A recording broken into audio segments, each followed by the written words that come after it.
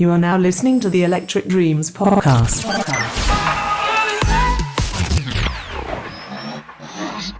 Oh, I know that you'll be fine.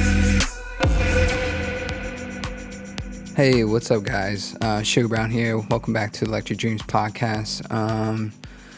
Doing good. Hopefully, you guys are doing well. It's crazy. It's crazy what's been going on these past couple of days. I had a chance to talk to my brother Lionel yesterday through live stream, and so just to talk to him about the George Floyd situation. You know what I mean? Because I have no idea what's the life of being a young black man in the United States. I only have my perspective as a Latino, but it was really just going through the whole interviewing process. I know Lionel pretty well. We talk. I mean, a lot about music, and he's a really good writer. He's like my go-to writer when I have concepts of songs and stuff. I'll go to him, and we just we kind of it's kind of cool with him and our relationship. We talk just about life in general, what we're feeling about in that moment, or and it's a very good conversation with him. I always feel comfortable asking him questions and just kind of getting his perspective about life, because he comes from a religious background, and it was just really, really intriguing to get his perspective about the situation. So this is our interview. Yo. What's going on? What's going on, buddy? Nothing much, man. Just chilling. You're all choppy right now. Dude, so that's the new pad? Yeah, man. This living room, it's open studio area and stuff. Couple bedrooms, pool out back. It's a nice little pad. I like it. Mm-hmm. I like it. It's yeah, man. I see that you got the mic all hooked up and shit. Yeah, man. Got I'll give you a little tour. Yeah, for sure. So I got my whole studio set up, the lights and everything. Okay. Oh shit. Dang. And then we got a full living room, so when people come over and stuff, everybody can be comfortable and have space. Nice little kitchen area, barbecue pit area, and then pool and shit. Holy shit! So you guys have your own pool? Yeah. Dang. It works out. It works out. Yeah, that's that's a sick pad, dude. But that's cool. Fuck, man. So how's everything been, man? Bro, just been working. Keep my head down. Trying not to go too crazy. Just literally switching into quarantine life, and then into this post-quarantine whatever we're in. Doing that. Literally, it's like a whole different mental game. And it doesn't help all this. It's just well, what do you do? I don't know, man. It feels like it's just getting worse and worse. There's no ending to it. You know what I mean? Finally this actually happened. So you know what I mean? I feel like it's a good thing that this shit's happening now, to just kind of put people accountable and stuff. It's just sad to see. Well, hopefully they do hold people accountable. That's the whole reason why we're in the position we're in, is because there is a lack of accountability. There's people feel that you can do whatever you want. I've been watching so many videos too, and it's almost like they don't get it, right? So you've got all these. We're at this point, this boiling point, because of police brutality. And if you watch some of the videos of these protests around town, these police officers don't even care. They're beating up kids.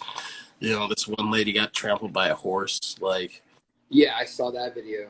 Shit. you're the scrutiny right now, and I get it.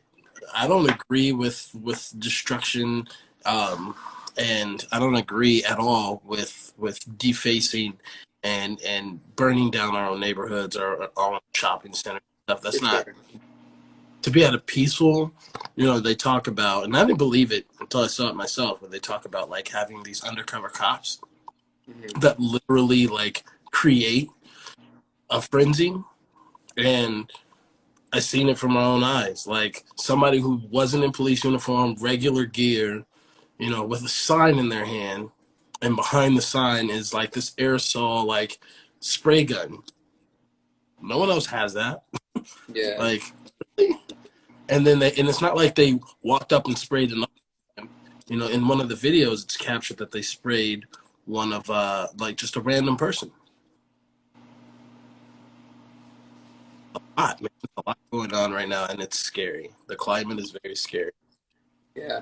Dude, well, people had enough of it, man. Think about it. If you're constantly getting bothered or you're constantly getting harassed by, cops, there's going to be a certain limit that people are going to snap.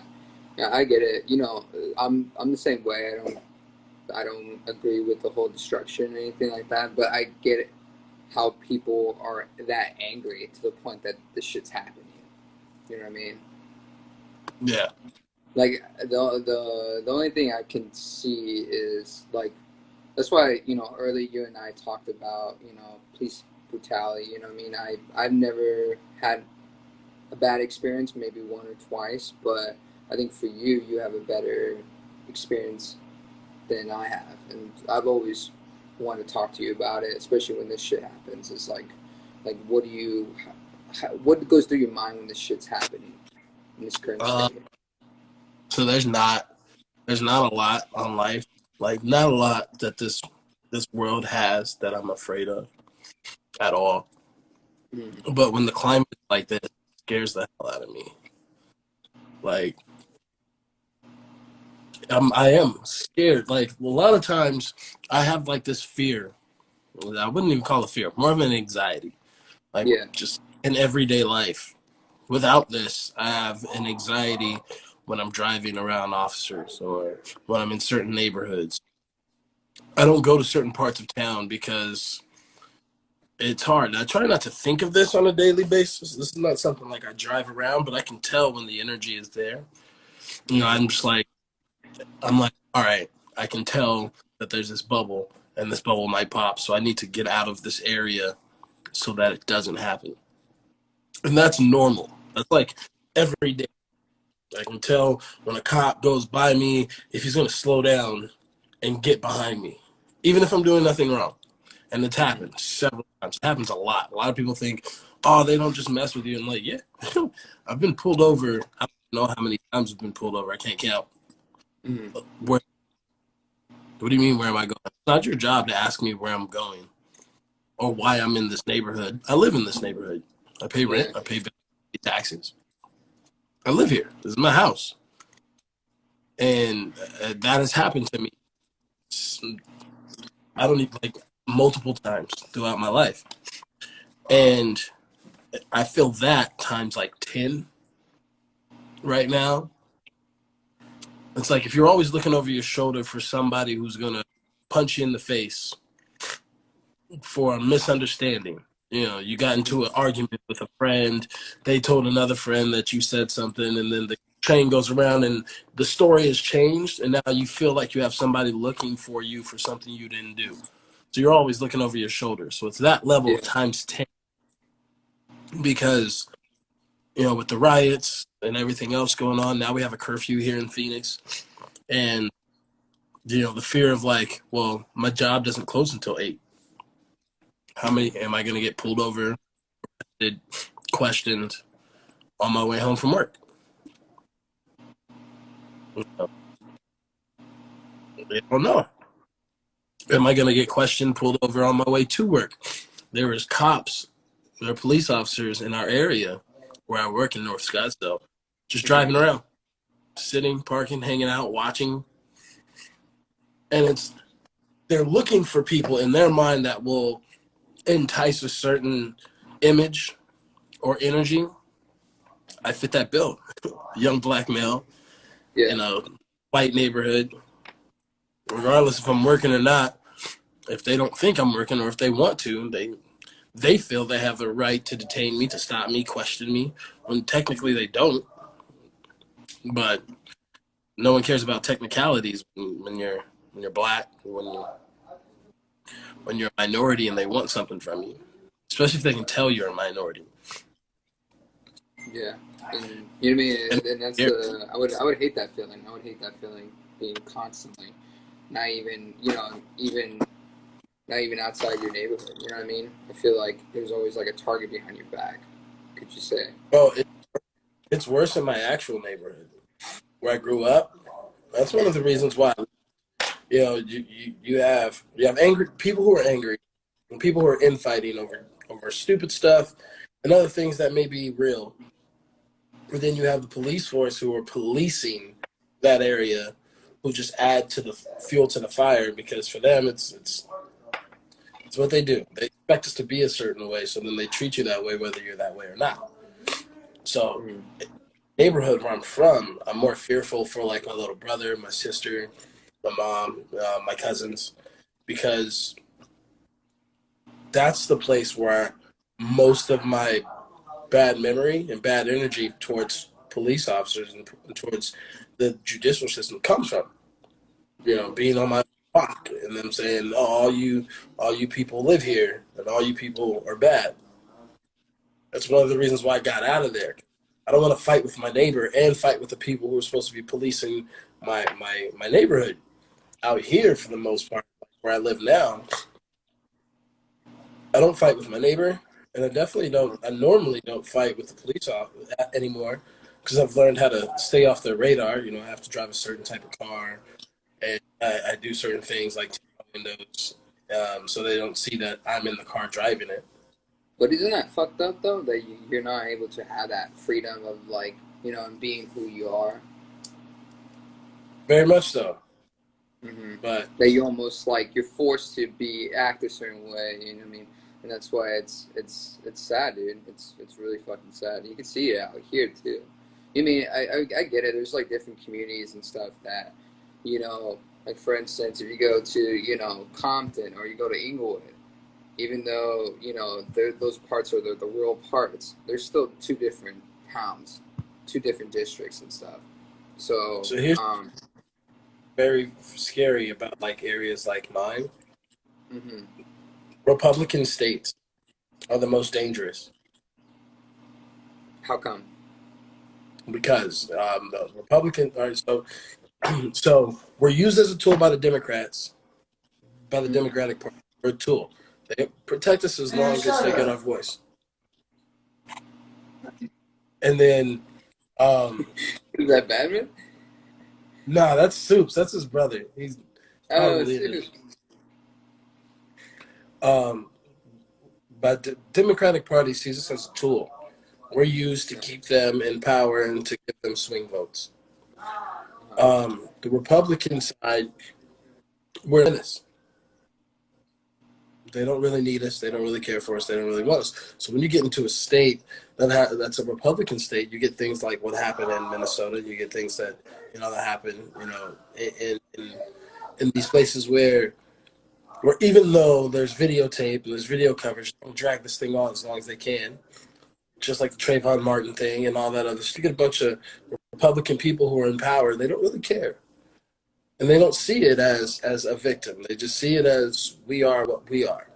We're black people. We're disposable. We're heathens. We're this, whatever the case. We're criminals. So when they see that, that's their first thought.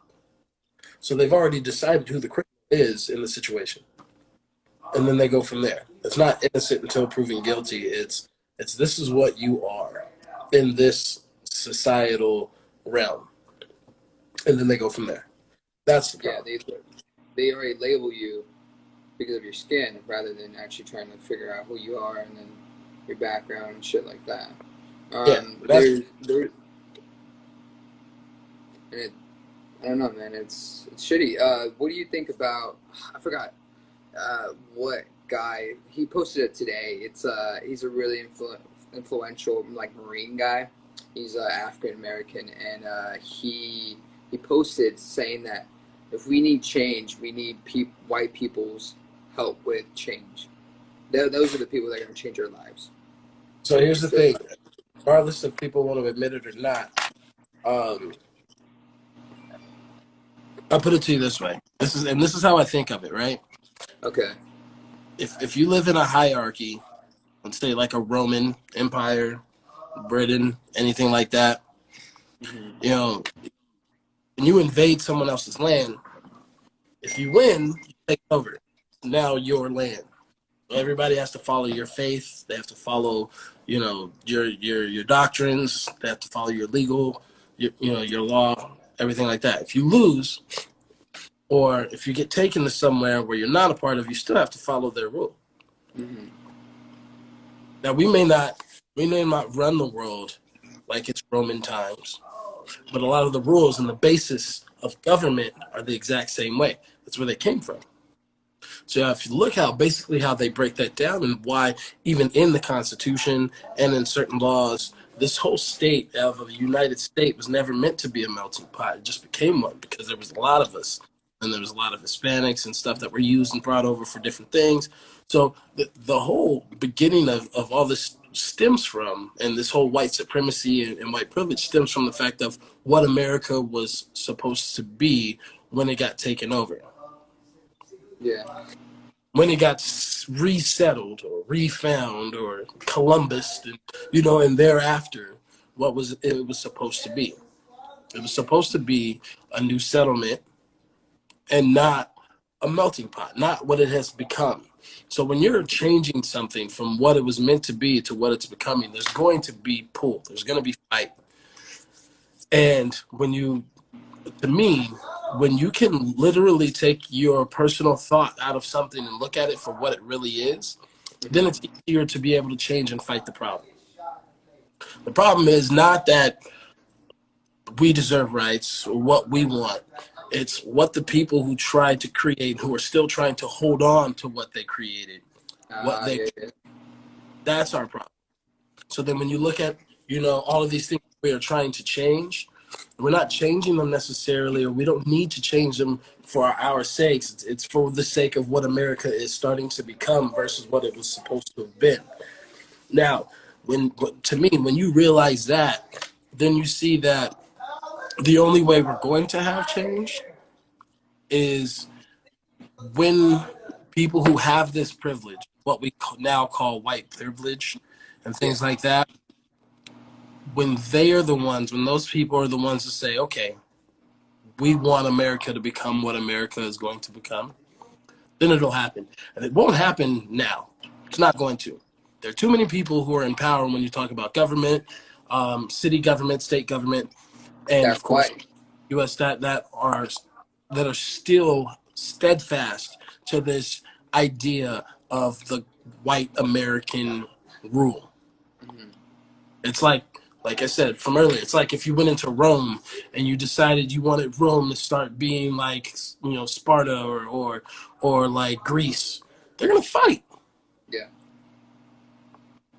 It happened. It's in history, of revolts from slaves, revolts from gladiators, revolts from other provinces that Rome took over, and then those provinces wanted to have, their freedoms back. It happens, and we have been in the same type of way since the inception of the Americas.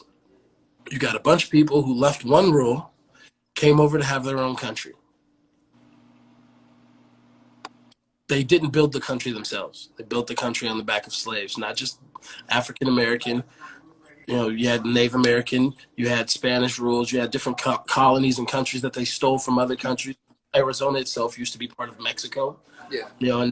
And you've got all this long history of this new country being formed, and people forget the fact that that's how life has been since Egyptian days.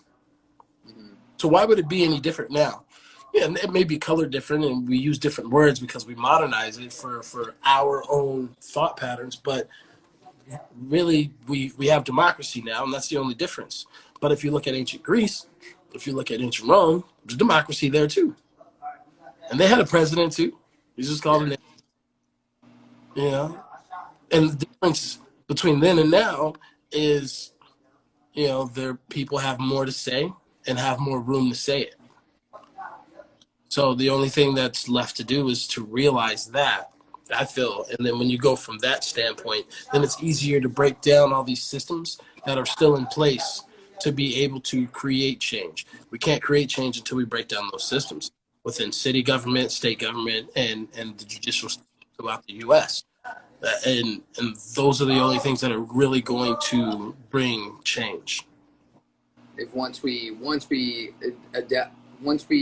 figure out what the problem is within the government and kind of break it down and try to tell people, this is not 92, you know what I mean? But can you see the whole revolution of it? Like, think about Rodney King in 92 to now these days, how much it's changed, how much support now. Like back in 92, there wasn't much white supporting the whole movement. And that's the thing. And that's the thing. I think our largest problem is lack of true information. Between 92 and now, if you look at it, if you go back and look at any riots, look at any infighting, look at the climate, it's the exact same as we are right now. Yeah. Exact same. You had black people who owned businesses. You had black people who had degrees. You had black people, who had nice homes and families. We have that now. The vote's the same. The way police treat us is the same, if not worse, because now they do it on camera. Yeah, and it's scary. It's like they don't give a fuck, man. Like, you can see it. You people there, and they're just like, and that to me is the scariest moment. Because they're protected. Yeah, they're like they. And that's the scary part. That's what's really the scary part. To go out, work, to pay my taxes, to abide by the law, and to be afraid that going out, the people that I pay, that get paid off of my taxes, that are supposed to have more rights than I do. Even if they take my life or mistreat me. And you never want to be on the end of that. And you never want to think, I don't want to sit around thinking that every police officer is out to kill me.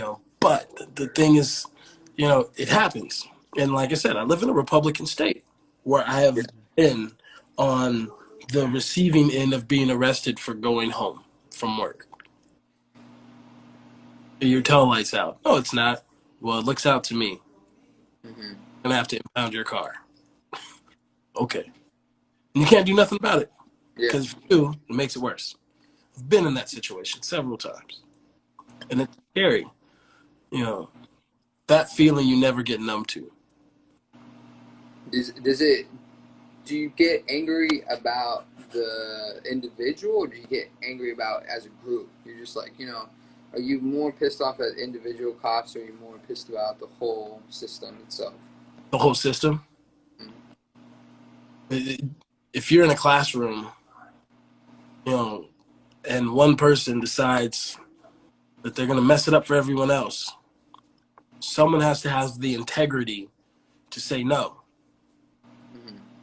Someone has to have the integrity to call that person out. If no one around you calls you out, they're part of the problem. Yeah. You don't have to steal someone, or you don't have to kill someone, but if you're there, you can be accessory. All your friends, you went in, you knew he had a gun, but then when he pulled the gun out, you didn't stop him. They don't care if you were afraid to get shot yourself. They just say you had a chance to do something to change the situation, and you did nothing. So now you get a small portion of the consequence. And it's funny how that it's not in terms to police officer. Like, no. When that shit happens, it's like, you know what I mean? It's just the individual itself, but not the other guys. Like, think about it. Hopefully. I haven't heard anything about the other three. Anything yet? I don't know enough to comment on it, but I hope all four of those officers, every single officer that was involved in what that happened, I hope all of them go to jail. Every single one. I agree. there's no excuse. I mean, you got clear evidence. You got clear fucking evidence, but you're still gonna try to think of something like a tumor or some shit. I was like, what? Like, what is going on? Like, what? Why are we questioning this? For me, the only thing is I try to at both sides. I know you and I talked about it earlier about, for me, I just try to understand. I definitely agree what was going wrong, but for me, I try to think what the fuck is going on with the cops' mindset. Let me ask you this: have you ever been handcuffed before? No. At the board. Even in play, have you ever been handcuffed? Yeah. It's not fun. How much can you move? Not much.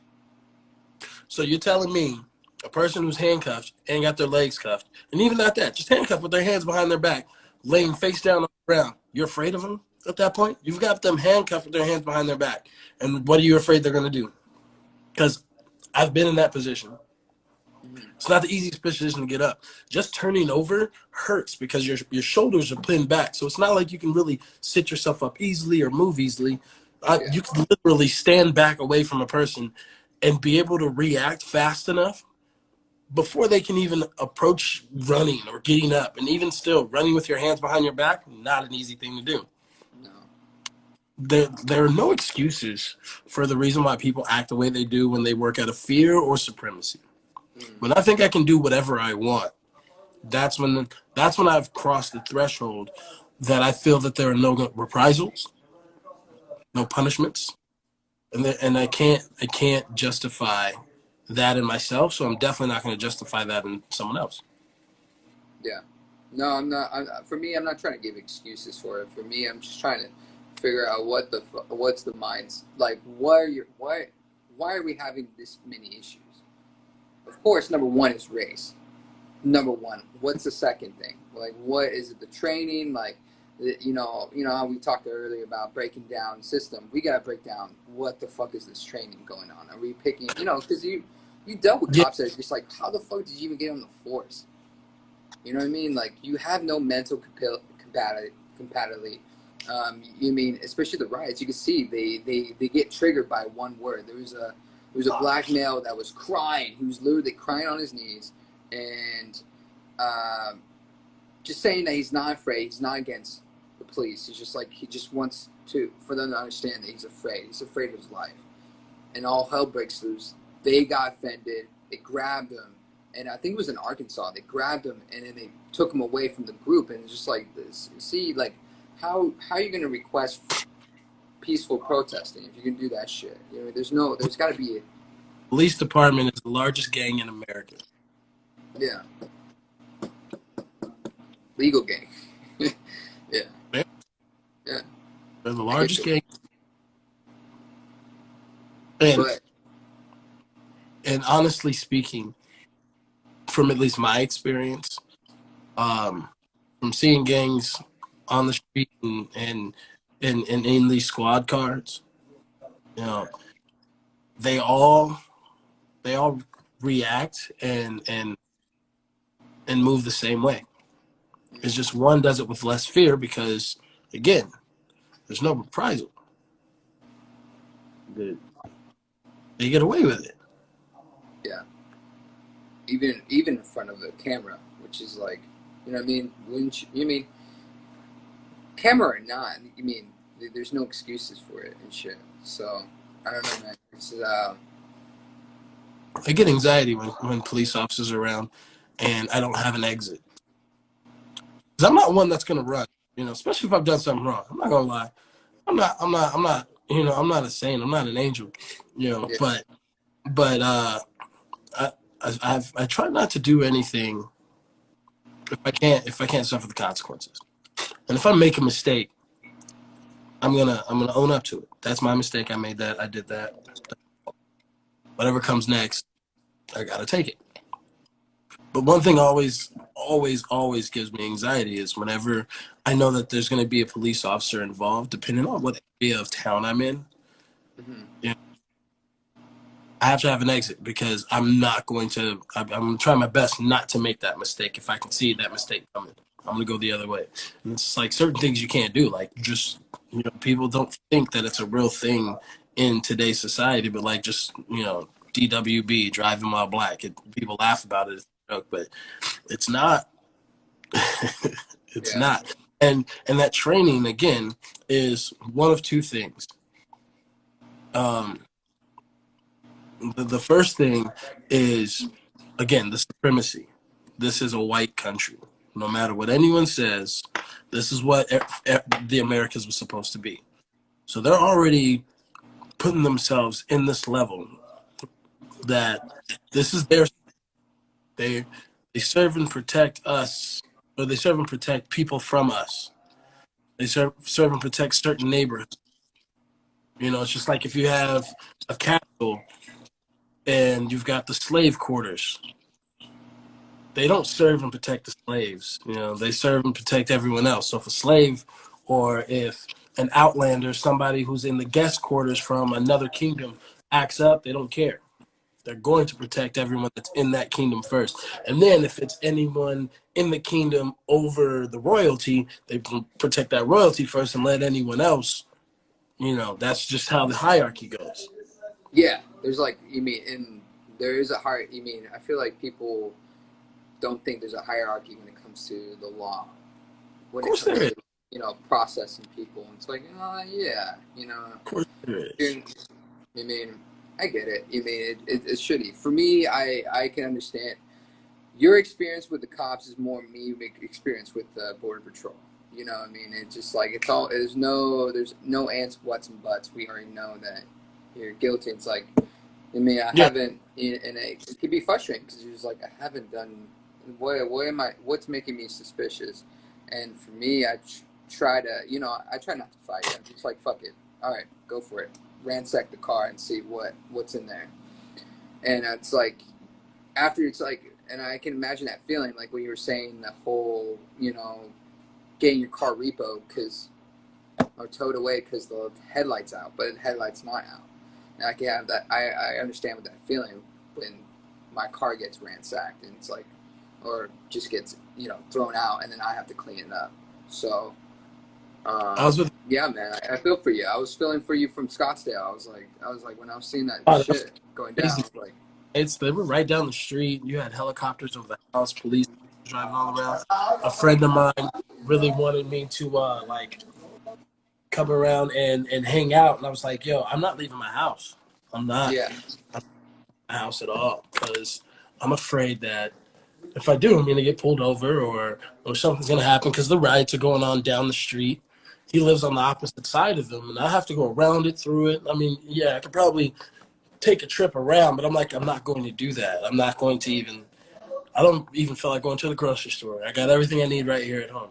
I woke up this morning and anxiously, even though it was daytime, just the anxiety, feeling the energy, drove to work, and on my way to work, there's police officers everywhere. And I'm like, it's daytime.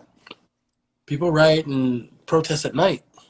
And most of the protests, except for the one at the mall, was very peaceful. The one at the mall, they were breaking stuff, which I don't agree with. I feel destroying our own property. You want to destroy a building? Let's go find a government building. I'll help you with that. Yeah. Those are the people who have put us in this position. So take the fight to them. Yeah, not the local businesses. Even like destroying your Target that you shop at, when you're destroying the mall that you take your kids to go shopping at. Now tomorrow, when you're done being mad, your kid doesn't have a mall to go shop at, and the government building that all the people who are making the decisions to put us in these positions is sitting there pretty. Cool, going to work like they don't care what we're doing because we're destroying our own stuff. It's stupid. Yeah, don't shit where you eat at. I would say. It just said that for me, that doesn't make sense. That actually aggravates the fuck out of me because it's like it ruins the whole meaning of the protest when shit starts. You know what I mean? And when ransack, it's like, oh, you're really not here for it. You're not really here for the fucking, Black Lives Matter. You're just there to, and it sucks because like there's people, the leaders out there that really, you can see them. There was a girl that was like, two chicks were writing on Starbucks saying fuck 12, and shit. And this one black chick, she was recording, and she was like, "Hey, what y'all doing? You're fucking ruining it for the rest of us." She was calling them out, and I was like, that needs to happen more. There was even this one white kid that was like destroying the property of I think it was in Seattle, destroying property, and they grabbed the motherfucker and they threw him to their cops. Were like, "Here, get this guy. He's the guy that's destroying shit." And I think that needs to be more enforced with the whole protesting. I feel like you gotta call people out there doing that. It's hard, man. It's hard. It's hard for me to speak against. I'll put it to you this way: I don't always like how things are done, but sometimes you have to realize when you get to a point, you have to ask, well, what do you want me to do? Because everyone's having this conversation right now.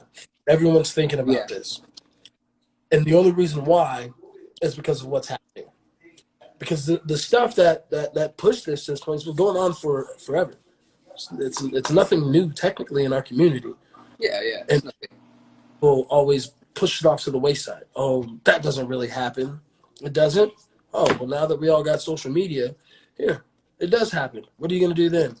Oh, that must have been, he must have been this, she must have been that. No? Okay, we'll record it even longer and let's put more of it out there. Now, do you believe it? No, we don't. We still, okay, here's another man who died. Right on TV. Right on live. He's dead now. Now what are you going to do? We'll fire him and send him home. Okay, cool. Let's start breaking stuff. Now what do you do? Oh, let's talk about this. Oh, now you want to talk about this. When we start breaking stuff, not when Trayvon Martin, not when, all these, and this is years ago. We're going years ago now from a young kid being shot on his own block to a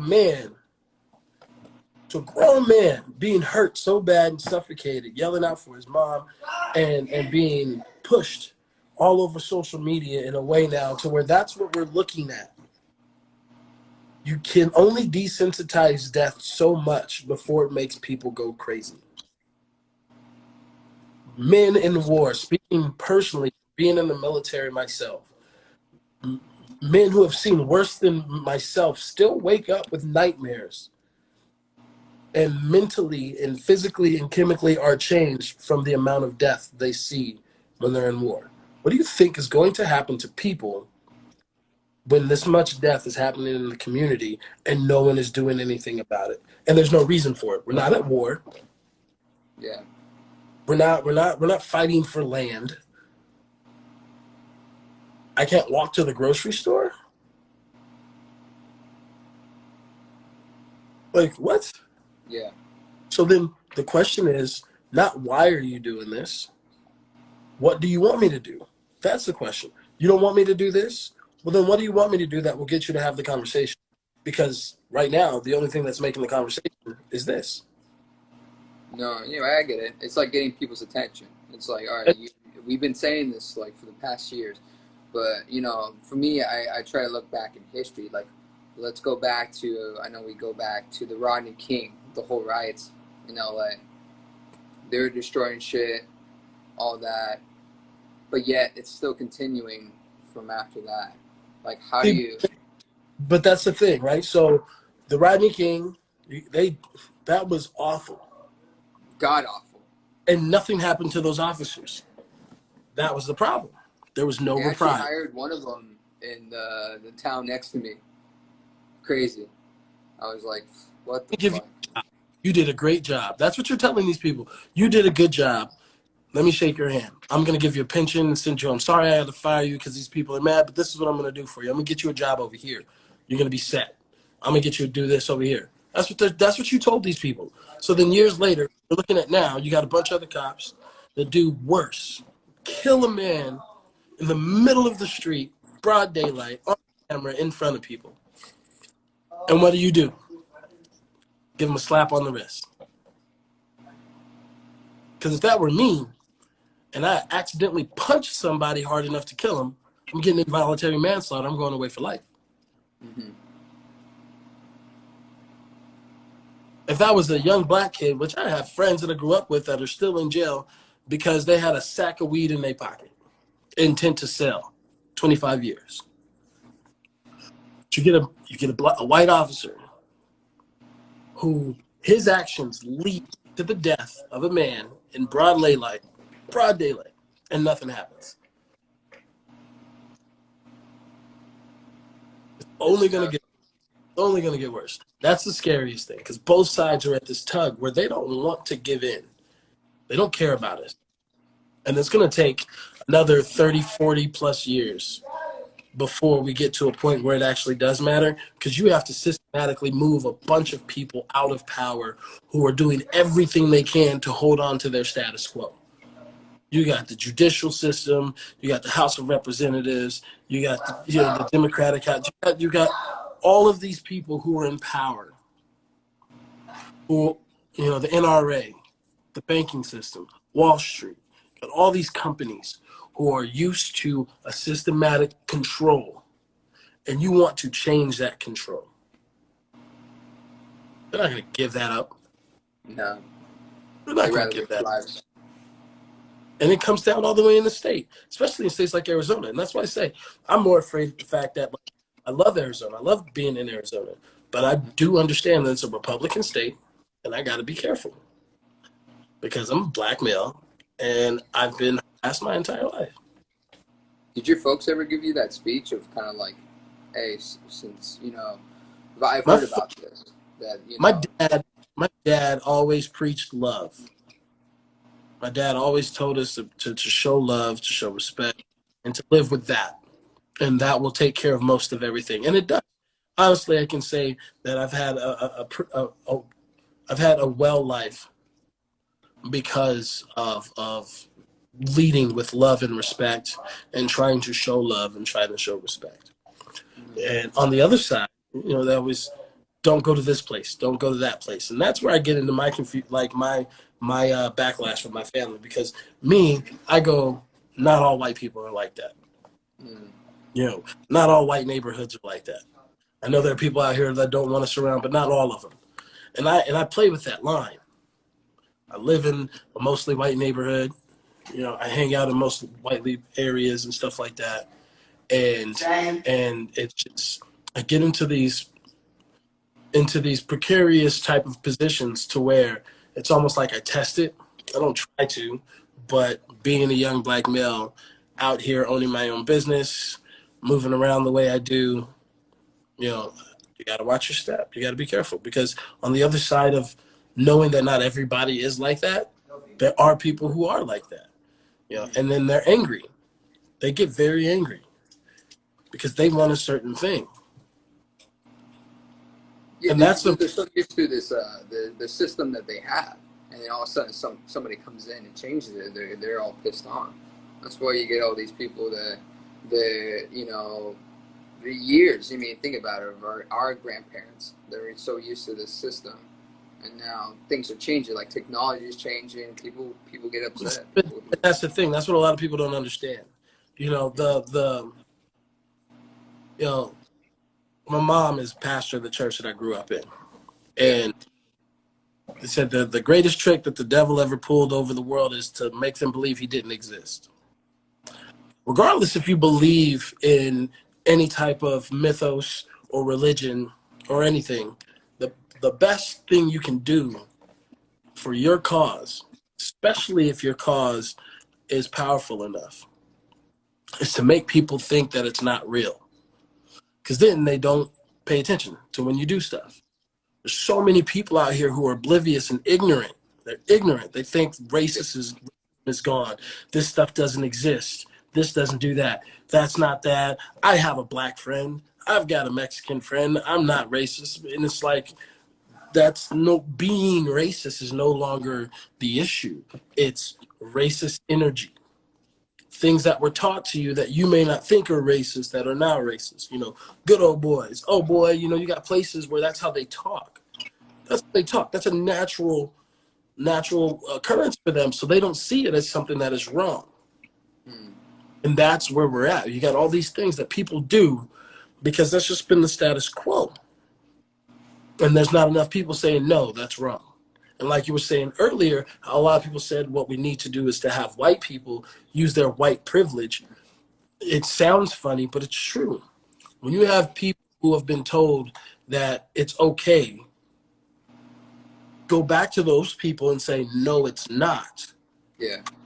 That's how we get a baseline for change. We're not going to change anything because, again, the people who are in power, who are putting these systems in play, they already know they're going to be people to buck against the system. They've been doing that since before the 70s. You know, you had the Underground Railroad. You know, the people who own those houses were plantation owners. Those were white people. There have been people since way before this that have bucked against that system. You know, so they don't care. And as long as the powers exist, all we're going to do is what we're doing. You know, you give people new technology. You give them an iPhone.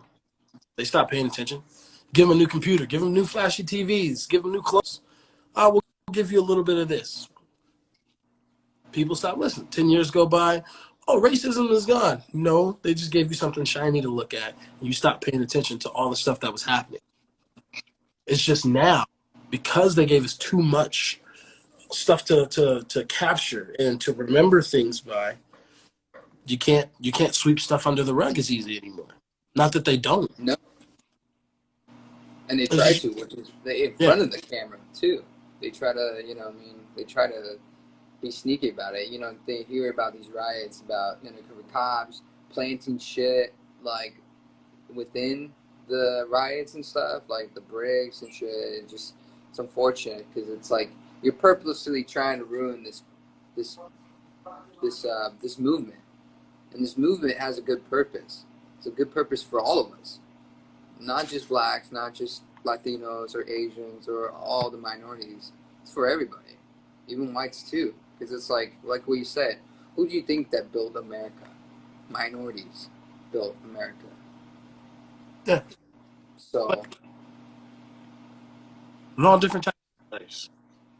I mean, you've got the largest, and I don't say that to discredit any one side or anything. I just say, like, if you realize most of our what we call the modern world, which stems back to like Egypt, modern Egypt, you know, and coming up with, you know, plumbing and sewer systems and all these different things that have branched all the way into today's world.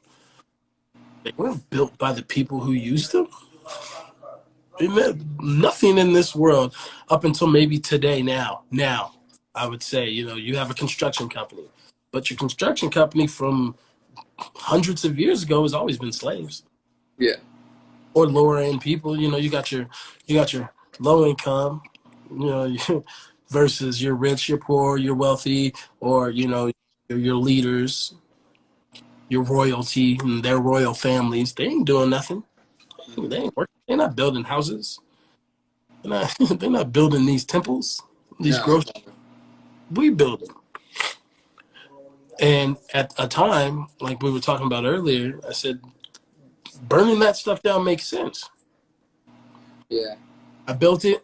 I built this grocery store.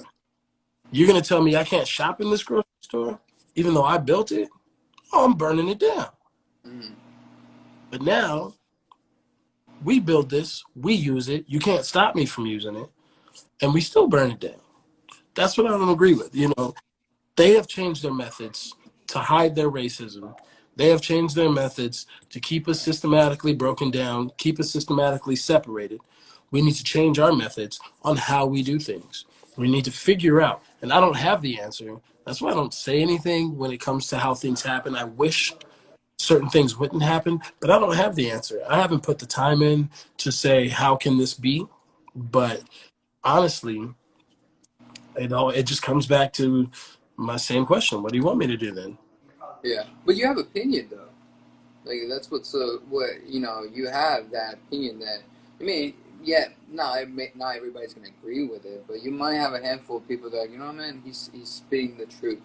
And for me, that's why I like talking about this shit, because it's like, I don't know how it feels like to be a black man in the United States. I know how it feels like to be a Latino, but not a black man. So it's like, for me, hearing you, you know, speak about this, it's like it's eye opening, because you know what I mean. It's just, I wish people can look at that too. You know what I mean? Have that ability to kind of like, let's sit down and talk.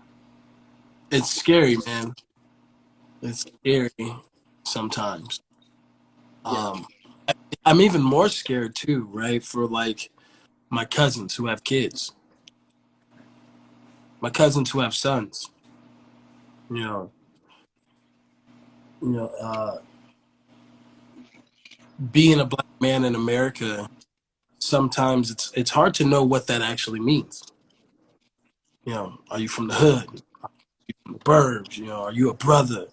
Are you a nigga? You know, or are you black enough? You know, and if you like someone else or you want to move other things with other races, you know, or be progressive, you know, are you going to then be shunned? You know, there's a lot to deal with in just the black community itself. And then Yeah, you add itself. Yeah. the fear and the uncertainty and confusion of the rest of the world on top of that. It's a lot of pressure, especially Sure. like us. You know, I'm a music artist.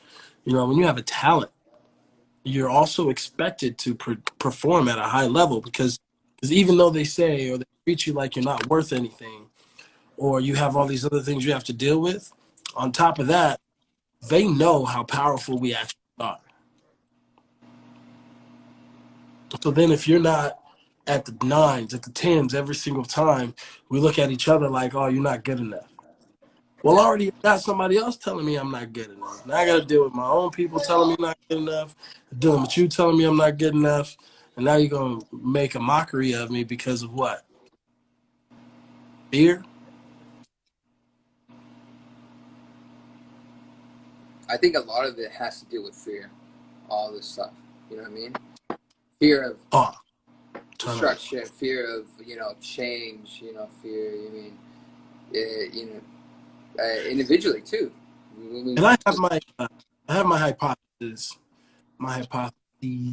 Okay. about I got an hypothesis about why that is, and that's more of a biblical thing. That's a conversation for another day. But I think it comes down into the whole supremacy thing. You know, who's supposed to be superior? You know, and I feel like the English language and the words that we use are put in place for reasons. Mm-hmm. And when we question the language over what's actually going on, then you can start to understand certain things. Because the word supremacy is used for a reason. I believe so. Yeah. Being superior than the others. But why? And that's the question. Why? Why? Not how. Not is it right or wrong. Why? Why is that word used in general? You know, why is that done that way? Yeah, I don't know. It's be belittling people. Maybe you have the fear that people are going to take over your throne. It's the same thing with like the workforce. With us. But this is another reason why when we have these conversations or when I think about these things, I go back into like Roman rule, Egyptian rule.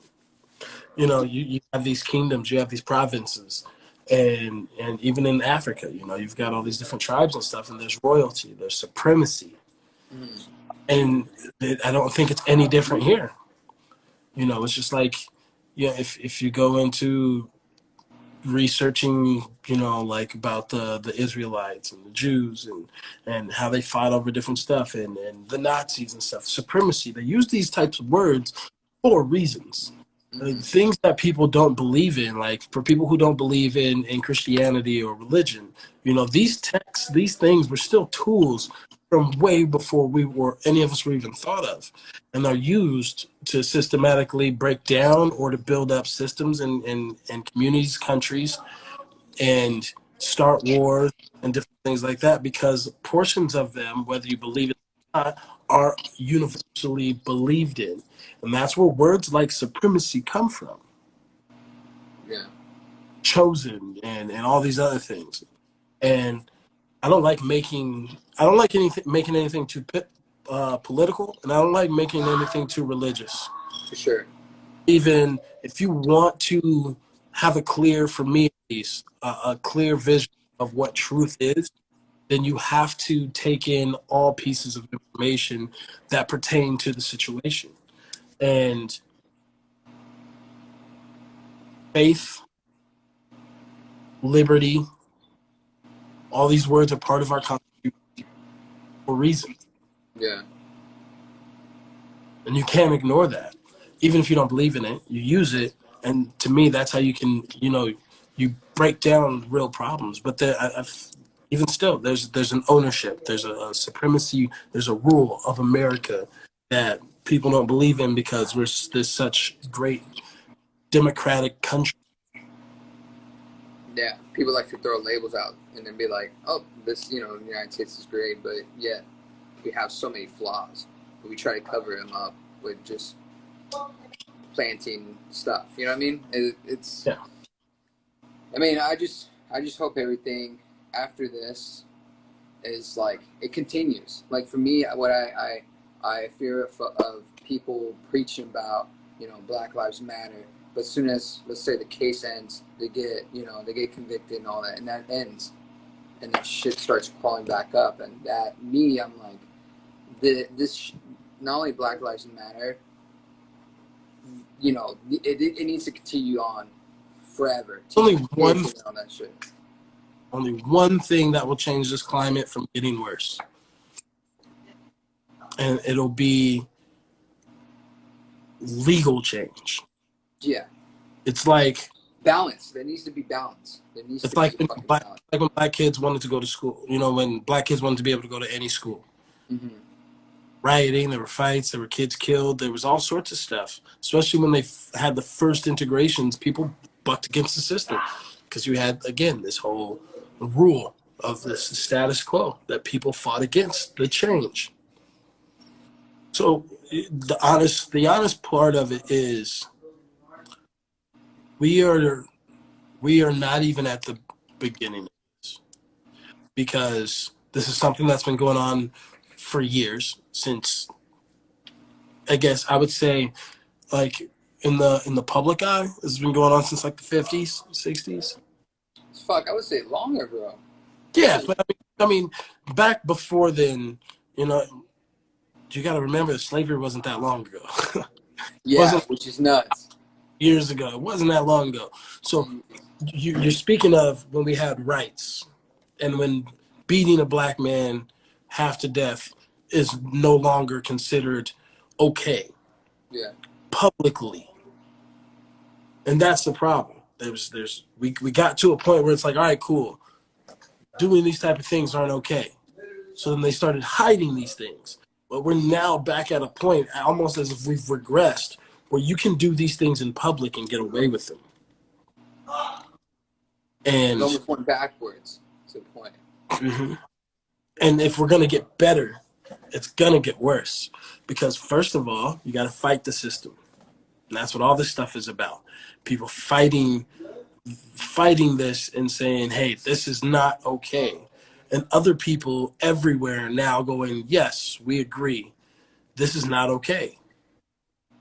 And so they're saying, what are you going to do about it? What is the government going to do about it? What is the president of the United States going to do about it? What are these judges? What are these people who have the power to create law that says if you are a police officer, your job is to protect and serve.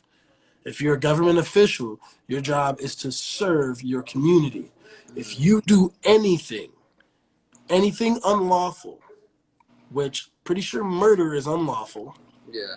If you do anything that is not within your title, you then get prosecuted to the full extent of the law, regardless of your title.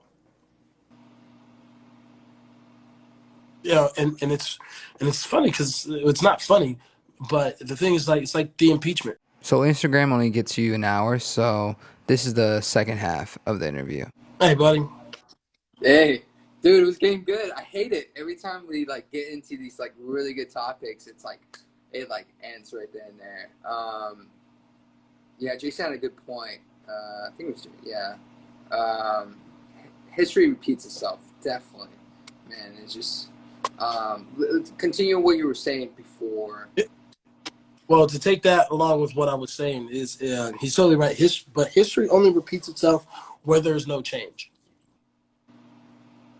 When you create change, there's no way in the world you can have at least right now, while we still have everything we have to live, there's no way you can have, old school slavery. Not going to happen. It's not.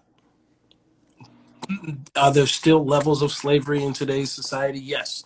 Most people don't know to look for them, so they don't think they exist. Same way they think racism doesn't exist. Mm-hmm. But until we get to this point where we are systematically holding people accountable for the positions that they hold, it's going to get worse. And the thing is, it has to get worse before it gets better, because people have to see that it's serious. So you get to the point where everyone forgot this stuff existed. A great number of people, except for, of course, the people that were still dealing with it, forgot this stuff existed. And then you see, all right, cool. Well, it's more like the 60s again, if not the 50s and 40s, where you can publicly do something to someone that's wrong, and because you hold a position of power, you can get away with it. Mm-hmm. You're not going to say nothing to a king or a king's guard if they beat some random person in the street, because you don't want them to beat you. Yeah, you don't want the repercussion, yeah. How are we in 2020 and I have to be afraid of even stepping up to help someone else because I might get beat too just because I'm black? Yeah, we ain't in medieval times, This ain't Rome. This ain't the 20s. Yeah. 2020, and people are getting killed in the middle of the street, beaten on camera, and no one's going to jail, regardless of what happened. You're not being punished at all. Especially with this case, like how long it took them to book him, to throw him in jail, to prosecute him and stuff. How long that time frame? If you put that to a black officer, it'll be the next day. So it's like, or another minority. So it's like there needs to be a level of, this is the level for everybody. I don't give a fuck if you're green, blue, orange. This is the level. You cross it, you're gonna get. You know what I mean?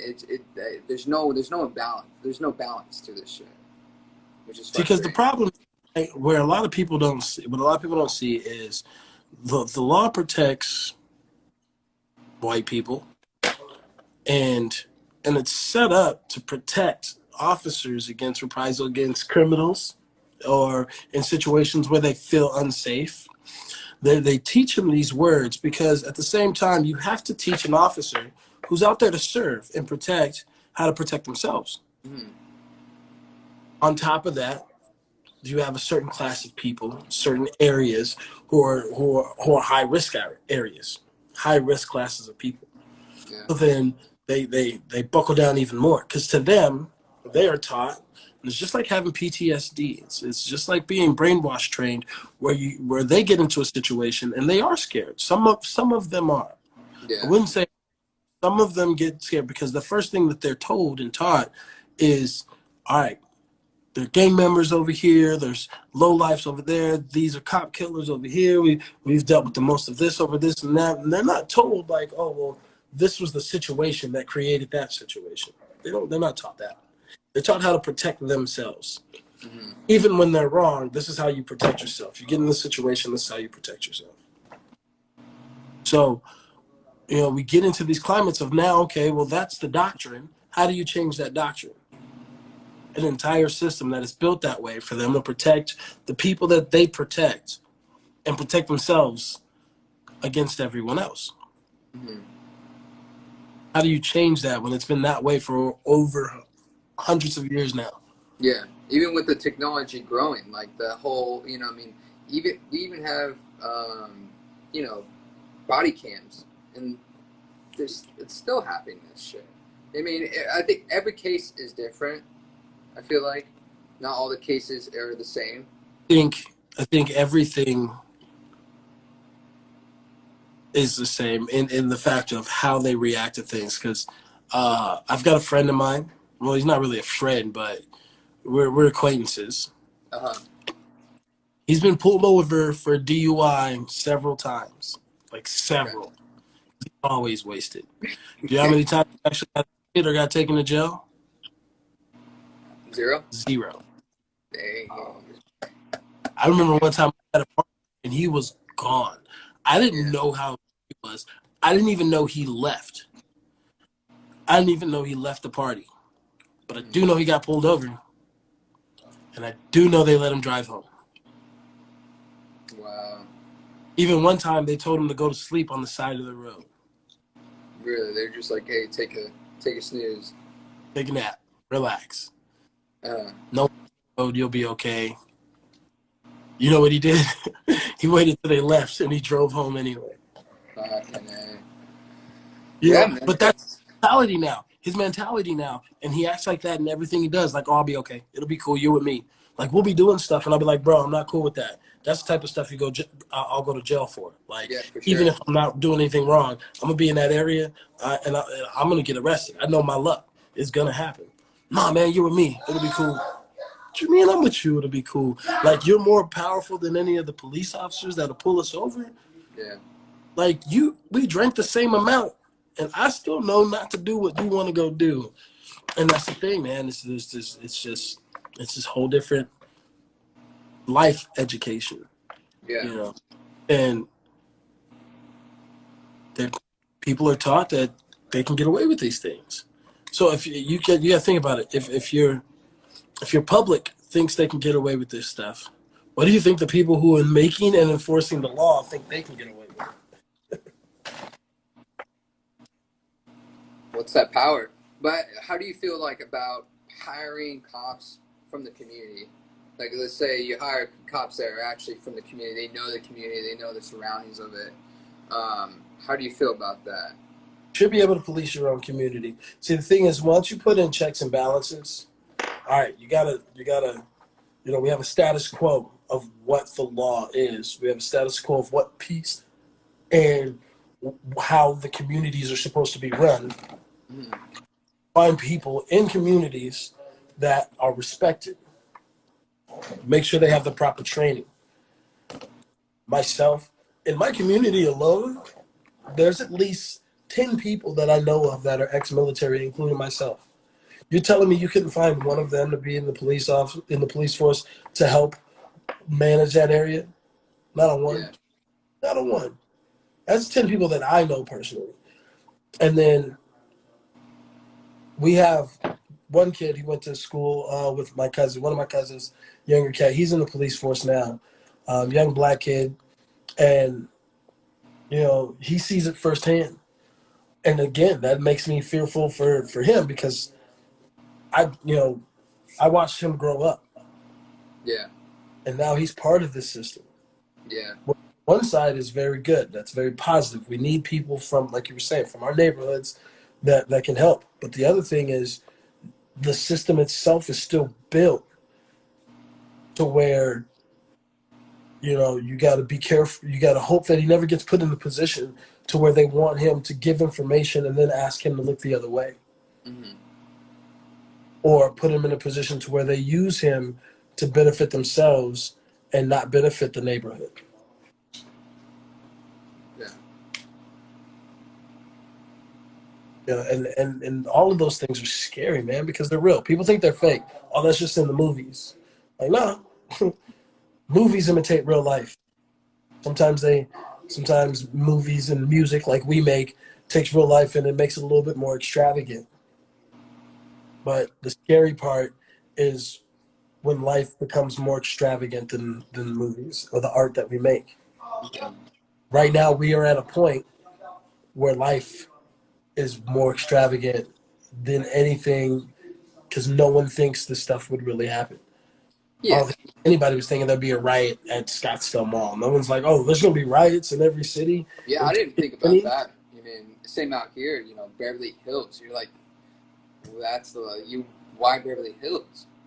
A month after for major cities, a 4 month. You've been on quarantine for 4 months. Mm-hmm. And a month after, okay, let's start to get the cities open. Let's start to let some people chill. Man, there's people here after 2 months crying. Oh, I don't want to be on quarantine anymore. I'm like, well, good thing you're not in LA. Good thing you're not in New York. Yeah. You know, good thing you're not in Chicago. In these areas who've been on quarantine for 4 months. Yeah. And you want to. So, you know, we're already at like this bubble. And then you do something like this. Come on now. Rioting right now is the least of my worries. Because right now the little riots that we're getting are nothing if they don't fix this. Yeah. And if they don't do right, and then from on there, continue to have these accountabilities, because if it's just this one and done, it's going to revert back, and that's what I'm afraid of. That they're just going to be like, okay, we convicted him, boom, we're good, guys, right? We're good, and it's like, no. Yeah, there has to be a judicial change. They have to say like, all right, cool, going forward, if this doesn't happen this way, every time, if a police officer, if anyone, whether you have a badge on or not, you get to this point and this happens, this is the consequence. No matter if you're white, black, brown, this is gonna happen. When we see that, that's when things will get better. That's when things will start to change. Because even if let's just say they put these four officers away and they make an example out of them. Yeah. What's to keep anyone else from doing it somewhere else and getting away with it, especially if it's not on camera? If it's a he say, she say. And why do these people care when it's been happening on camera for years now and they're still doing it? So yeah, you slap one person on the wrist, you slap this another person on the wrist, you put this person in jail. It's going to keep going. Yeah. You put something into law and says you and no one else can do this ever again, then we'll see a slow change. Yeah. You see all these people who are in power and these people who believe they can get away with it. When they can't get away with it, now what do? That's when the climate changes. When you tell someone, no, you can't do this, and they sit there and they go, damn it, I can't do it. It's like when you have a kid who wants to get cookies out of the cookie jar. Mm-hmm. Every time they bring it to the cookie jar, if you don't do anything but just yell at them and let them eat the cookie, they know the punishment. I'm going to get yelled at. Cool, no problem. They keep going in the cookie jar. Yeah. Now you take that cookie from them, you spank them, and say you don't get cookies for the rest of the month. They're going to think different about taking the cookies versus asking. You know, and it's way different than that, of course. It's killing people. But when you look at a whole system of people and say you shouldn't fear them, you should fear the law. Yeah. Not the individual, but the law. Yeah. The law says, doesn't matter if you're afraid of me or if I'm afraid of you. If I do something wrong, I get punished. If you do something wrong, you get punished. Right now, it's if I do something wrong, I get punished. If you do something wrong, I get punished. And that's where we're at. And that's the problem. Yeah. We need laws that protect everyone, not just a certain class of people or a certain type of people. And that's what's the beautiful part about this whole protesting. It's like it's everybody's in it together. You know what I mean? Like if you look, you know, going back to the '92 Rodney King, it was majority blacks versus you know whites, Asians, and it was almost like a race war. But like now it's like we're all together. We're all done with this bullshit. We're like it's 2020 motherfuckers, and this shit's still happening. It's and that's just because it's more publicized, right? Yeah. So here's right. Even back with Rodney King, there was a lot. I mean, you can go back before Rodney King with Black Panthers, the whole peace movement in the 70s. You've got all these people of different races who believe in a certain thing.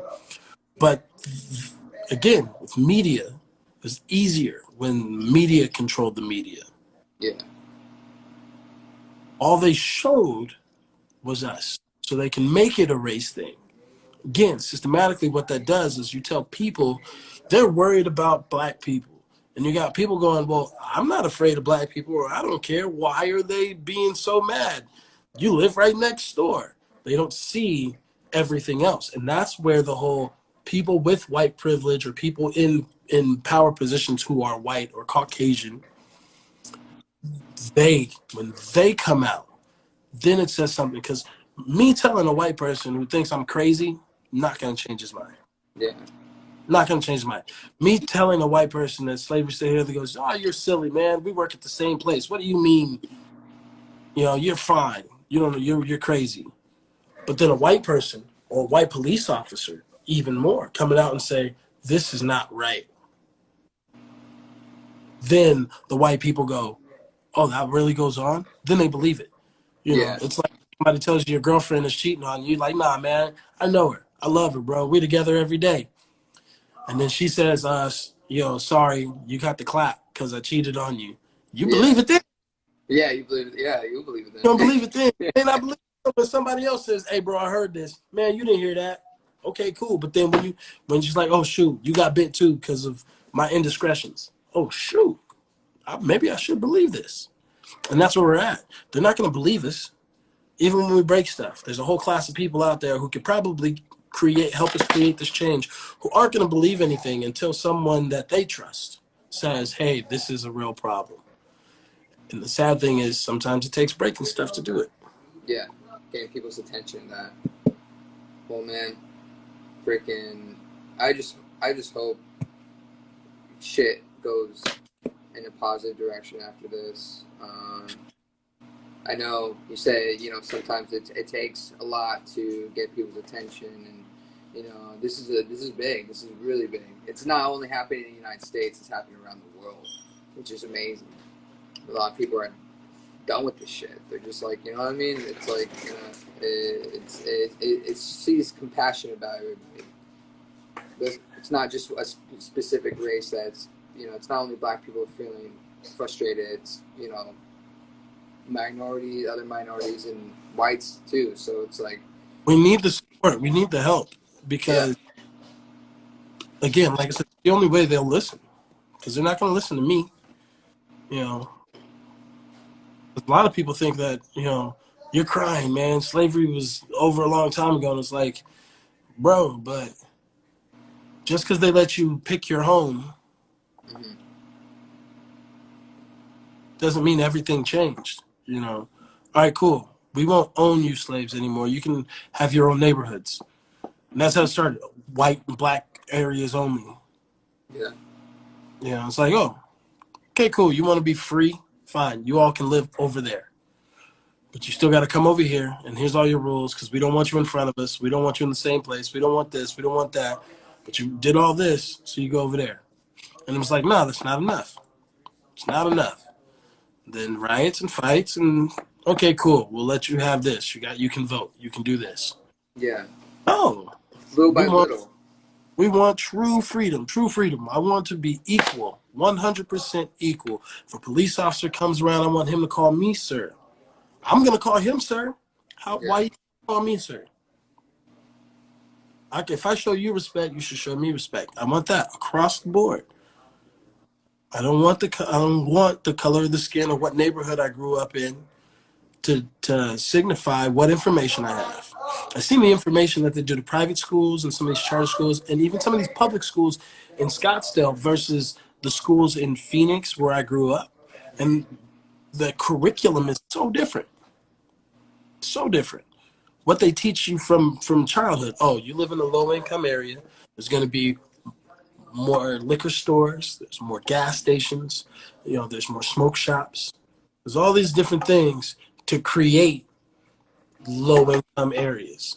It's easier to get hooked on alcohol. It's easier to access alcohol when it's on every corner. Out here where I live now in Scottsdale, there's probably 3 liquor stores within like a 10-mile radius. 3. Yeah, of course you can get alcohol at the grocery store, but a store that says liquor with beer signs in the window.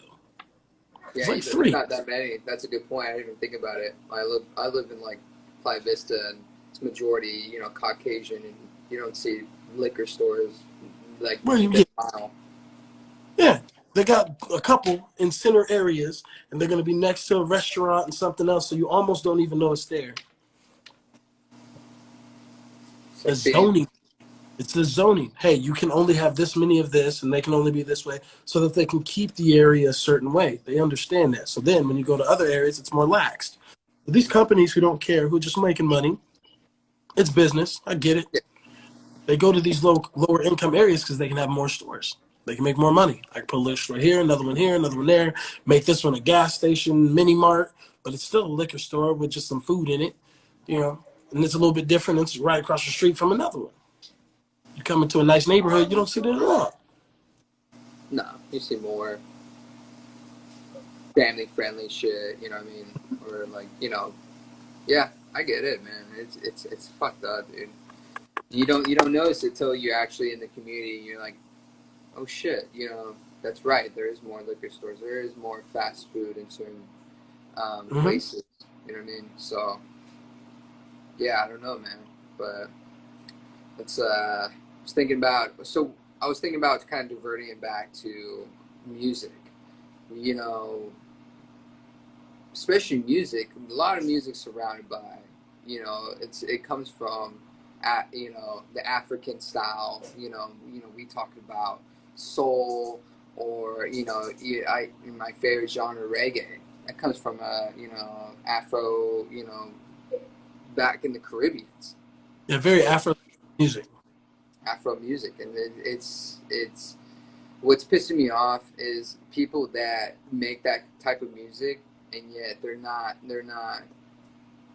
facing all this shit. They're not speaking out, and a lot of people are getting backlash. I understand if they don't feel comfortable about it, but it's like if you're using, you know, the source to make income, but yet you won't speak out of this destruction, then I feel like that's wrong for me. About it is the fact that, like, as soon as you have an opinion and you put your opinion out there, people start to ask you for an answer. Mm-hmm. So how would you solve this? I don't know how to solve it. I really don't. I can come up with, again, with my opinion, I can come up with, you know, like how I think these things should be, especially music-wise. You know, it's almost, in certain ways, it's easier for me to write in a certain depth, but it's also harder for me to clear my head and actually write because it's just so foggy. And then if any of that feeling and opinion boils over into how you do things, or how you working things out, then the question still arises. I mean, at least that's how I think. If you're going to have an opinion on something, you got to have a solution. I hate people who just complain just to complain. There's enough people on social media and in everyone's everyday life. You got that one person you work with or your neighbor down the street. Every time they hear something, they got something to complain. But then it's like, well, go fix it. Well, I'm going to go back. You know, I don't know. You know, and I feel that's the worst part of problems. You got too many people who want to say what they want to say to create the argument, but have nothing to do to create a solution, which doesn't always make peace, but it solves a problem to divert to other problems. So you can say, okay, what next do I need to fix? The thing is, we got so many things to fix right now that I feel like just the attention is being pulled to one of the worst things going on, which is police brutality. Yeah. And music, and anyone who has a platform, it's you want to use your platform. Yeah, and if it's not a forum of conversation, I feel like you have to be careful because you have to pick the right time. It sounds crappy, but timing is everything. If you have an opinion and there's not enough facts, or you're at a boiling point to where you're going to get sucked in, you have to be strong enough and willing to ride with wherever that takes you. Mm-hmm. Because history has also shown us that the government and people in power, when they don't want you to talk about something, they'll find ways to create problems for you. Oh yeah. They'll plant shit and stuff, and it sucks. You going back to, you know, being careful what you say, especially as a large crowd. You know, I get that fear, but also admitting that you're wrong afterwards. If you can admit, like, oh, my bad, guys, I got that totally wrong, or I totally misunderstood the situation. Because a lot, you know, what's happening right now is, at least in the EDM world, a lot of DJs from Europe are posting about stuff about this case, about Black Lives Matter, about the whole George Floyd, and it's very tone deaf. Like there was one that was Nicky Romero that was like, you know, with his McLaren in the back, he's like, we need a block negativity so we can have positivity.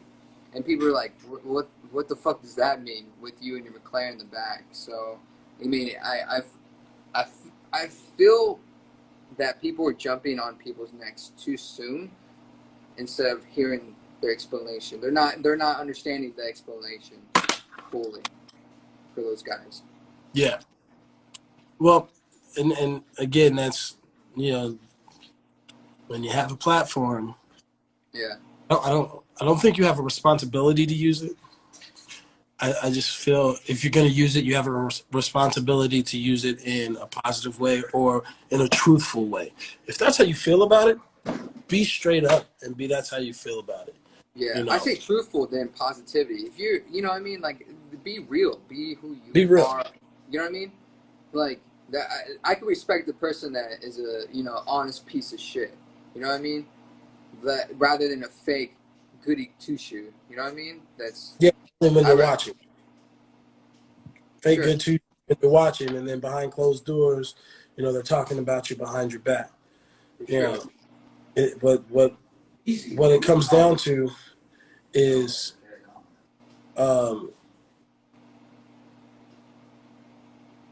you have to really be careful in these climates, because choosing a side or choosing a way to feel can be detrimental to a career when it comes down to personal things. And it's like, it's almost selfish for us to demand people with you know, that type of platform or any type of platform to weigh in on situations. But at the same time, you know, we kind of, if you have something that can help to bring people in, then what it comes down to is using that to kind of focus. I feel like if you're going to do anything, you gotta focus people. Like, all right, cool. Hey, I'm so and so music artist, and I've got millions of fans. You know, you don't have to agree with me. I don't have to agree with you, but let's get the ball rolling on how we can create this change, and at the same time lift our communities up versus tearing our communities down. You know, and if you have people that listen to you, come up with a plan, something to at least get started, so that someone can come up with that idea. Some random person or someone who comes into that conversation goes, how about we try this? And then it might, you know, but until we get to that point, you know, it's going to be a long road. Yeah. It just we with the hope of this is it not reverting back, it going back to what it originally was. And that's they do in this case, whatever they do in this court case. This case is good. I honestly think, okay, which one do you think is going to be bigger, this case or OJ's case? This one, right? Because this could be. I feel like this could be history. Like this is the change. OJ's case was superficial, primarily. Depending on how you think about it, this is a black man who got away with a white person's crime, or this is the black man who was supposed to go down for a person's crime and didn't. Yeah. Versus how an entire race of people feel and who are publicly treated. And the only thing that's going to make this a bigger case, because this case can be super small, and the problem go away. You take these 4 people, take these 4 officers, and they all get good jail time. I'm not talking about a year with probation, slap on the wrist, and you didn't do much. You were sitting in the car, so you get to just be off the force, and you were going to get your pension though, and you get to go home and have a vacation for the rest of your life. Like, you're going to chill. You know, no. You get murderer slapped on you. Murder is now on your record, and you were going to jail. you know, and they're prosecuted to that level, then it's not going to be that bad. Not going to be that bad. They let any of those people go or try to choose one person and give them a slap on the wrist after all this is done, everybody's going to, they're going to blow the lid off this place. It's going to be really bad. I fear for that, bro. I do. Because then it's going to be the Wild West. That's why. It's just going to be they're going to go to every, they're going to go to every community that's well off. You know what I mean? Not saying that we were living the riches, but I feel like you and I, we live in a pretty safe area. We pay a lot of money just to have safe. I feel like I live in a safe area. Yeah. But times like this remind me that, that it's not safe for me. It's safe because it's safe for everyone else. And I'm quiet. Like I said, I learned how I drive a white car with tinted windows. They leave me alone. Yeah. When I had a red car, I got pulled over all the time. It was a beater. The first red car I had was a beater. Piece of junk. Yeah. Why would you even pull that over? I had a nice another little 2-door car, red. It was nice, tinted windows. Pulled over all the time. I got pulled over one time. They told me my car fit the description of a car that got stolen. What? Look at my license plate. What do you mean? I fit the, okay, cool. I fit the description. I've been told that several times, and I've learned how to move quietly. I stay close. I live close to work, so I don't have to drive too long. I live right in between all the clubs and most of my clients when I go DJ and when I do things for my business. So I don't have too much travel. I'm not on the road that long. I get off the road. I get where I got to go. I come back home. I go where I got to go, or I Uber and Lyft. So I'm not just out there. I don't go to certain areas, and there's certain parts of town I know that, regardless of trying not to think that way, there's still parts of town where I'm just like, all right, I don't spend too much time over there. Or if I do go over there, I go with my white friends. Mm-hmm. Because I know, no, you're driving. Yeah, I'm not driving. I'll go with you over there, but you're driving. I'm not driving. I'm riding in your car. I can put that seat back and I can relax, and I can feel at least a little bit safe knowing that if they pull us over, they're talking to you. They're not talking to me. Mm-hmm. Yeah, and it sucks that we have to do that. And it's not a way of living. But you live that way and you forget. I forget sometimes. I'm like, no, I'm cool. I ain't been pulled over in years.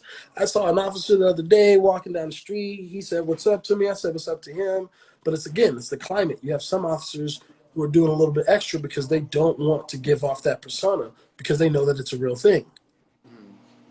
So they do a little extra to make sure we feel like comfortable enough. And then on the other side, you got everyone else who's just waiting for you to fuck up. Yeah. No, man, it's, I don't know, man. I've been trying to understand it. I made a video earlier on Instagram just saying my point about it, just how terrible it is and stuff. But even like going further with this, all these riots and, protesting and stuff, and just trying to, for me, I'm trying just to understand what's going on, because to me, I've never experienced this. You and I have never experienced this, like in this magnitude. I mean, you know what I mean? Like the last big case was Rodney King, but we weren't around then. So, but in our lifetime, I was a kid during that. Yeah. So it's like, you know what I mean? We never understand it, but now since we're grown adults, we're living through it.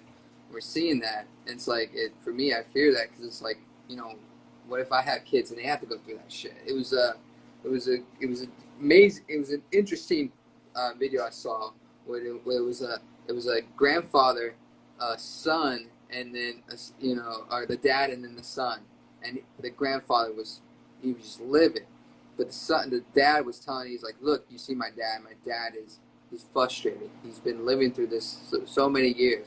He's like.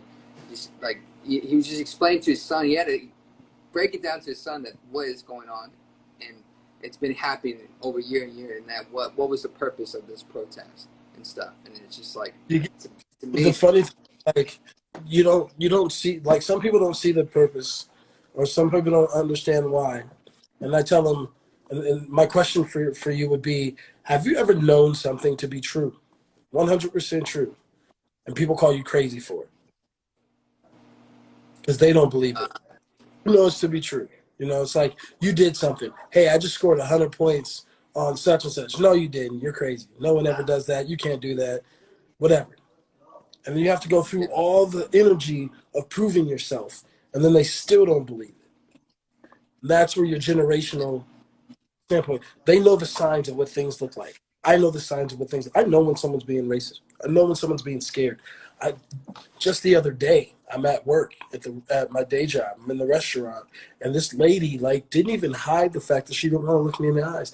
I'm not even hosting her table, but you got to be hospitable. I'm a server, so it's how you doing? Smiles.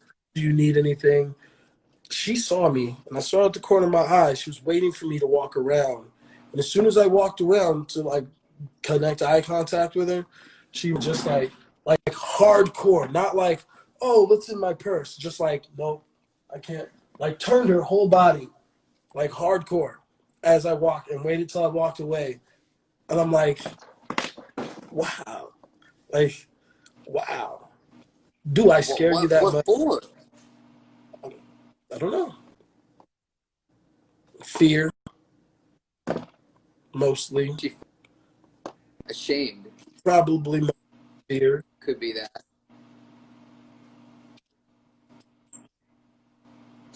And damn, you're breaking up. It's like, tell someone that, and they go, no one does that.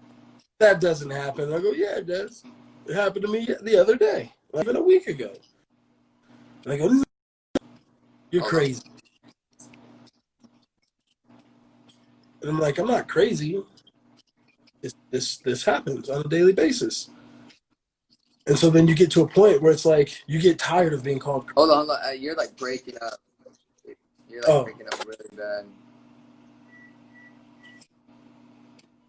Let's see.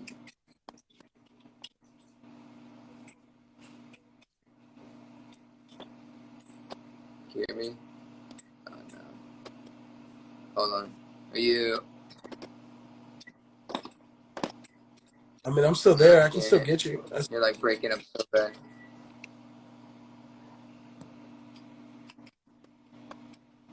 Oh, it's clear. You're in? Dang. Then is it me? Hold on.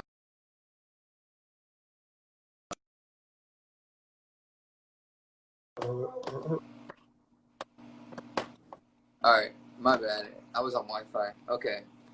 Say it all over again. I fucking... No, it's funny, when someone calls you crazy over and over again, and you're not crazy, and you see something, you see it, it's right there, it's clear as day, and someone goes, I didn't see that, or, nah, that's not what it was. Nah, I've seen it before. I was taught what that is. And there was a time I didn't believe that's what it was, but you see it enough, and you go, well, that must be what it is, because it keeps happening. It only happens around this, or in this type of climate, or in this area. Man, all right, well, shit, I guess it is true. And you tell someone, hey, I'm not trying to overreact, but this is what it is. And then when you don't want to believe, what do? When it starts to frustrate you, and it keeps happening. And you can't let it keep happening. It's not something that can just continue to happen. Yeah. But that's what it feels like. And literally, especially right now, you want to know what it feels like what, at least to me, what it really feels like to be a black male. How does it feel? Feels like half the world thinks you're crazy because they don't believe in what you're talking about. And the other half of the world wants you to be so perfect or so certain type of way because of the other half of the world that if you don't, they don't accept you either. I'm a young black male. I love living in the neighborhoods that I live in. I love the clothes that I wear. I love talking, correctly. I love talking with an education. I love speaking with full words, in full sentences. Mm-hmm. Get it? There's ebonics, there's hood, there's swag. and I've got my own, but I'm also very educated. And if I don't do or say or wear certain things in certain places in certain climates, I'm not black enough. Yeah. And then if I go on the other side of the world, I'm too black. Or I'm whitewashed. And even they tell, oh, LB, you're not black. You speak too well. Your pants fit. You're this, you're that. Like, no, I'm black. Straight up. If you want to see the black side of me that you're speaking of, you can see it. But then it's like, why? How does that make you more or less black? And then to go out into that world with that on your back and to know you're not protected out there. Because if you say something wrong to the wrong person on either side, you're going to have to deal with those consequences. And if you do it to a white person, you're not only dealing with those consequences, you're dealing with police officers too in the law, who already says you're a criminal. You got it. And it takes you in a circle back to our own community, who says, well, if they're going to treat us like criminals, that the deck is stacked against us anyway, so we might as well get what we can while we can. Yeah, might as well act like criminals. That's the wrong way. I don't need to hustle. Just because they tell me hustling is the only way I'm going to get anywhere. Playing football, ironically, I love music, but I also want to own businesses. I own my own business. I own my own DJ company. I want to own a bar. I want to do stocks and bonds. There's other things that I'm going to do. But it gets to this point where being a black man in America means being excellent, being strong, being confident, and being careful. Because if you're too much of any of those things, you're going to get shit on. If you're not enough of any of those things, you're going to get shit on.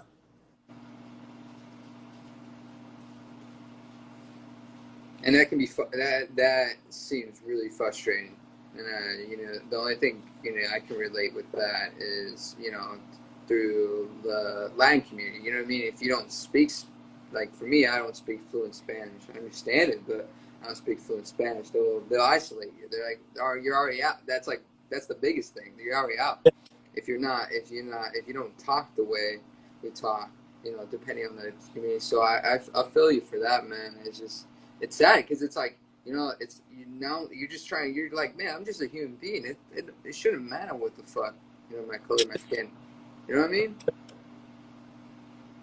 It shouldn't, but it definitely does. For sure. And I was watching. Have you seen that video of that? It's like an old white lady. She does like these tests. She was really famous in the 80s or I think in the 90s. And she had these group of people in her classroom. I forgot her name. She was an older white lady, and she does these tests, and she makes white people how it feels to be a minority, and they hate it. They can't. Some of them can't even handle it within like the first hour, and so she made a statement. I was watching a video, and she was like, in 60 years, there won't be color divide. It'll be all blend.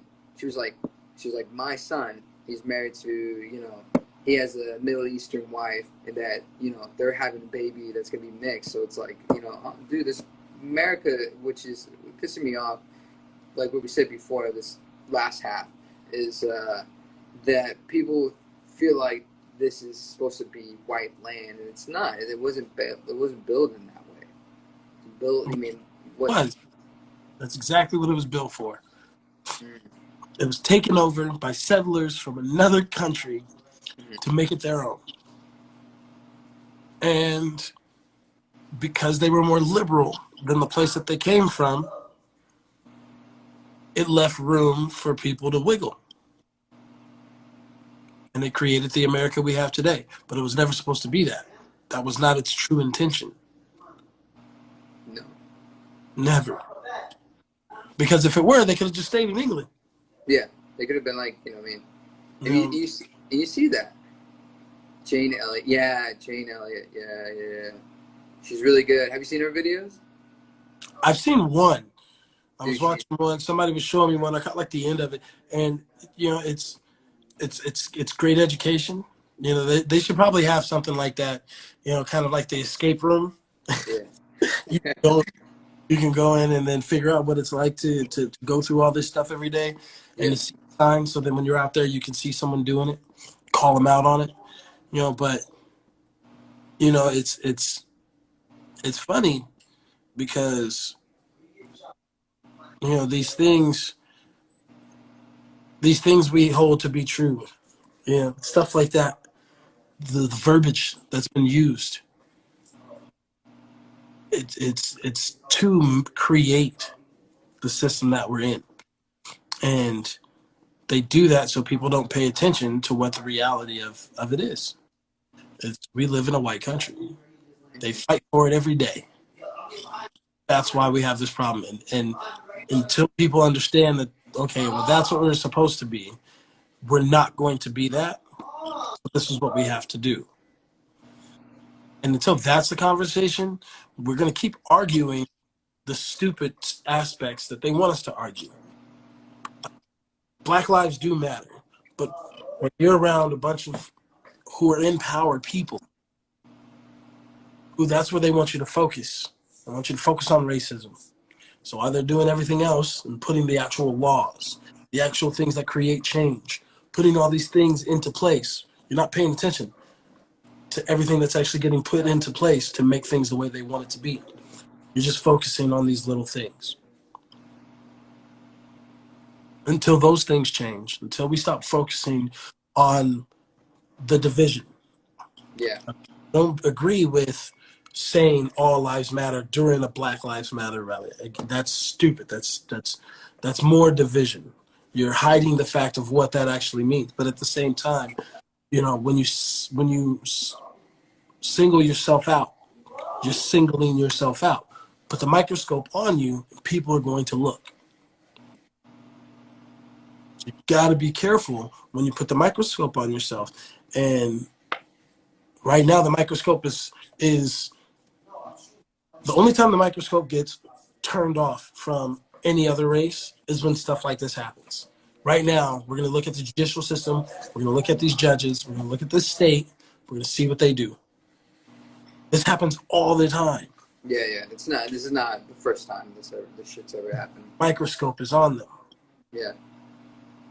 Which is a hard thing to do. It's hard to make that focus switch without.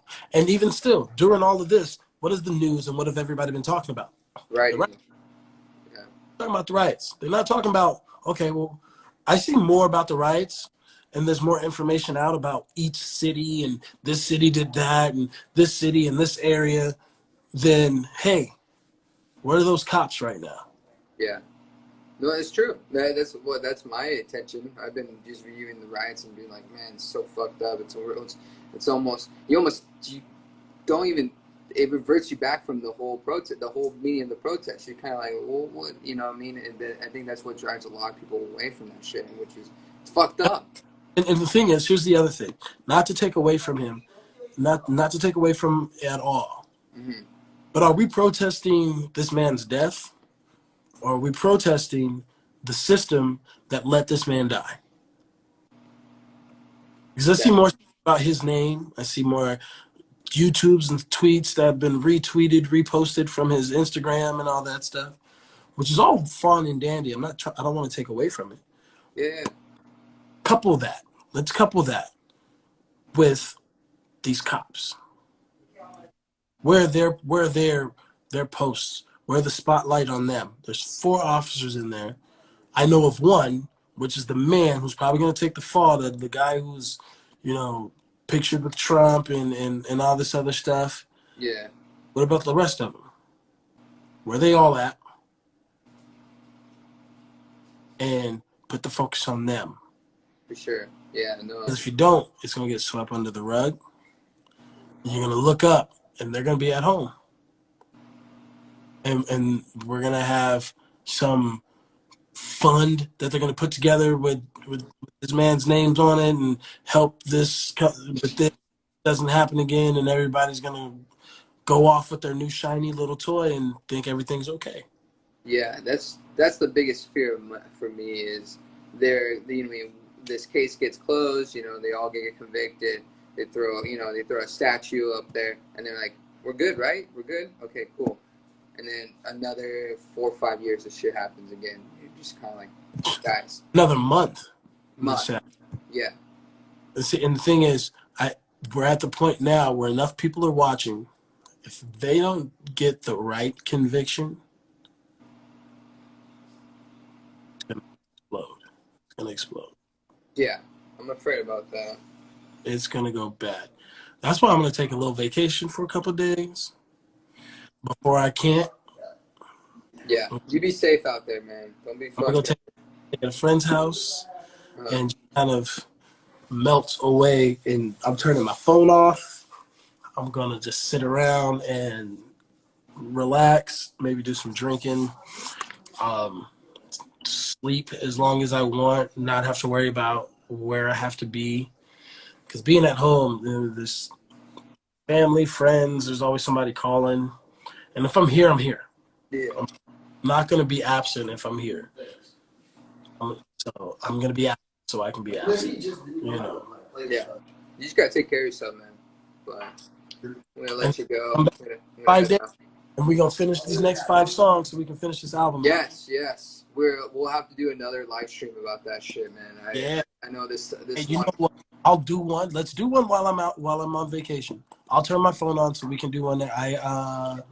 Let's see, like maybe like Thursday or Friday, because I'll be gone. When are you taking off out there? Wednesday night I take off.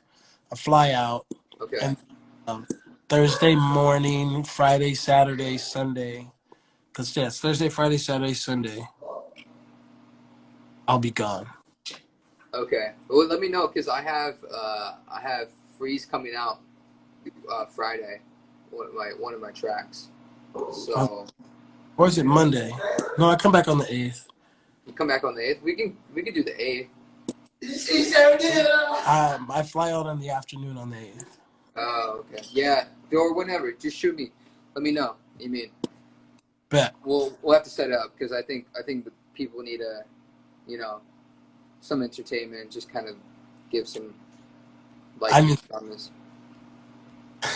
I know. Same here. But all right, brother. Well, you take care, man. I'll talk to you soon. Thank you, everybody, for tuning into this live stream.